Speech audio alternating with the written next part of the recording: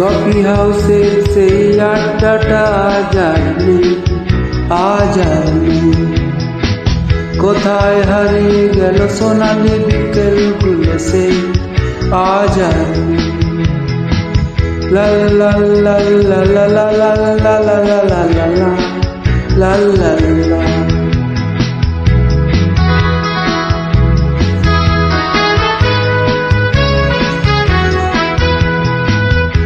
নিখিলেশ প্যারিসে, মইদুল ঢাকাতে, নেই তারা আজ কোনো খবরে।